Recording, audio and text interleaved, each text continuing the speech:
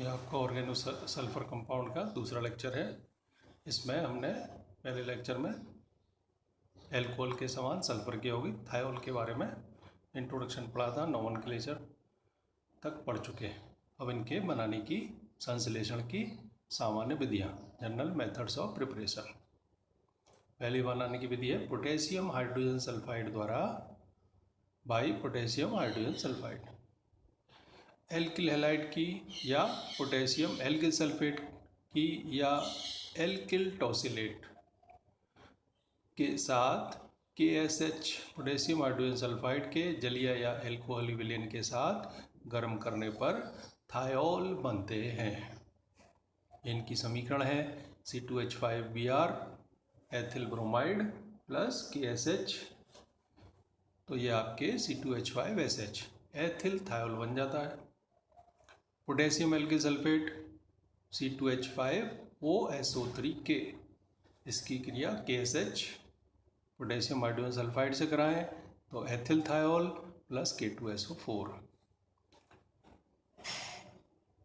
TSO tosylate TSOCH3 methyl tosylate की क्रिया KSH से करें तो मैथिल थायोल बन जाता है। यह आपके टोसिल वाला दे रखा है। एल्कोहल से भी आपके थायोल बन जाते हैं। इसके लिए हमें P2S5 फास्फोरस पेंटासल्फाइड के साथ एल्कोहल को गर्म करते हैं या एल्कोहल की वाष्प को गर्म करते हैं को H2S के साथ 400 डिग्री सेंटीग्रेड ताप पर थोरिया उत्प्रेरक पर से प्रभावित करते हैं तो आपके थायोल बन जाते हैं। समीकरण है इनकी 5C2H5OH प्लस P2S5। 5 अणु बन जाएंगे C2H5SH plus P2O5। C2H5OH plus H2S थोरिया उत्प्रेरक THO2 400 डिग्री सेंटीग्रेड तो C2H5SH प्लस H2O। ग्रिग्नार्वकर्मक में भी पढ़ चुके हैं हम ऑर्गेनोमेटेलिक कंपाउंड में। ग्रिग्नार्वकर्मक में सल्फर के साथ ग्रिग्नार्वकर्मक की क्रिया करा के जल अपघटन कराएं तो थायोल बन जाते हैं। 8C2H5MgBr प्लस S8 एरो के बाद ये योगात्मक उत्पाद 8C2H5SMgBr जल अपघटन कराएंगे तो 8C2H5SH plus 4MgBr2 plus 4MgOH. चौथी बनाने की विधि एल्किल डाइसल्फाइड से भी थायोल बन जाते हैं। जिंक प्लस HCl या जिंक प्लस H2SO4 द्वारा डाइसल्फाइड का अपचयन कराने पर आपके थायोल बनते हैं। C2H5S C2H5 अपचयन कराया इसका जिंक प्लस HCl से या जिंक प्लस H2SO4 से तो अपचयन में 2H और आपके ये 2C2H5SH। पांचवी बनाने की विधि है थायोएल्डिहाइड द्वारा। थायोएल्डिहाइड का हम अपचयन कर दें, जैसे एल्डिहाइड का अपचयन करने पर एल्कोहल बनते हैं वैसे ही थायोएल्डिहाइड का ईस्ट की उपस्थिति में जैव रासायनिक अपचयन कराने पर आपके थायोल बनते हैं। CH3CH double bond S thioaldehyde plus 2H yeast की प्रेजेंस में तो एरो के बाद बन जाएगा CH2SH एथिल थायोल। एल्किनों पे ये एडिशन रिएक्शन कर दें H2S की तब भी आपके थायोल बन जाएंगे। जैसे एल्कीन पे जल का अपन योग करते हैं तो एल्कोहल बनते हैं, उसी तरह से ये है निकिल सल्फाइड की उपस्थिति में H2S का योग मार्कोनिकॉफ नियम के अनुसार होता है। और यदि पेरोक्साइड की उपस्थिति में करें तो एंटी मार्कोनिकॉफ नियम से योग हो जाएगा। CH3CH double bond CH2 plus propene plus H2S nickel NiS plus 300 degree centigrade Markovnikov से आपके H वहाँ जुड़ेगा H2S का जहाँ H ज़्यादा है, यानी कि प्रोपेन 2 थायोल बनेगा।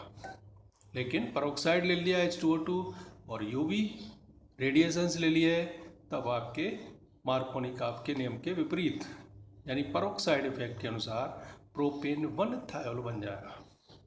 सातवीं बनाने की विधि है थायोयूरिया द्वारा। एल्किल हैलाइड की थायोयूरिया के साथ अभिक्रिया कराने पर बने हुए एस एल्किल आइसोथायोयूरेनियम लवण की क्षार से जल अपघटन कराने पर थायोल बनते हैं। CH3Br plus H double bond C NH2 थायोरिया। इसमें एडिशन कंपाउंड बन जाएगा पहले, और फिर उसके बाद NaOH से जल अपघटन कराएंगे तो CH3SH थायोल आपके बन जाएगा। अब इनके भौतिक गुण, प्रथम सदस्य इनका CH3SH मैथिल थायोल गैसीय अवस्था में होता है, और अन्य उच्चतर सदस्य रंगहीन वाष्पशील द्रव होते हैं। इनमें अरुचिकर अनप्लीजेंट स्मेल होती है।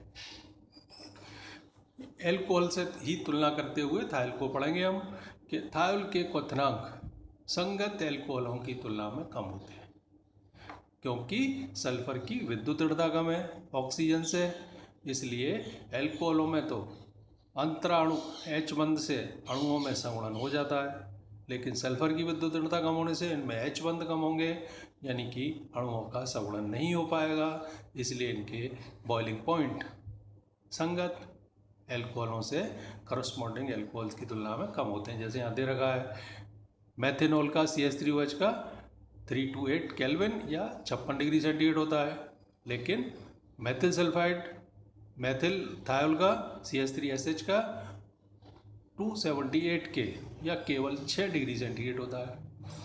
एथेनॉल का 78 डिग्री सेंटीग्रेड होता है, तो एथेन थायोल का 34.7 डिग्री सेंटीग्रेड ही होता है। फिर धीरे धीरे जैसे जैसे आगे बढ़ेंगे तो इनमें अंतर कम होता जाएगा। C3H7OH 98 degree centigrade, C3H7SH 67.5 degree. Alcohol के अणु जल में H बंध बना के विलय होते हैं, लेकिन थायोल H बंध नहीं बना पाते, तो इसलिए इनकी विलेयता भी जल में थायोल की एल्कोहल की तुलना में कम होती है। और क्या अंतर है कि थायोल एल्कोहल की तुलना में अधिक एसिडिक, अधिक अम्लीय होते हैं। इसका कारण जैसे दे रखा है कि एथिन थायोल का pKa कितना है 10.5, जबकि एथेनॉल का है 15.5 pKa। pKa की वैल्यू कम, यानी कि अधिक अम्लीय। कारण है इसका जो S बॉन्ड H है थायोल में, उसकी बॉन्ड एनर्जी कितनी है 347.3 किलो जूल प्रति मोल, लेकिन आपके ये जो एल्कोहल है, एल्कोहल में O बॉन्ड H बंध की ऊर्जा कितनी है, ज़्यादा है 464.4 किलो जूल प्रति मोल। इसकी कैसी है कम, इसकी है ज़्यादा, यानी ये आसानी से S बॉन्ड H बंध आसानी से टूटेगा, इसलिए आपके ये अधिक अम्लीय होगा।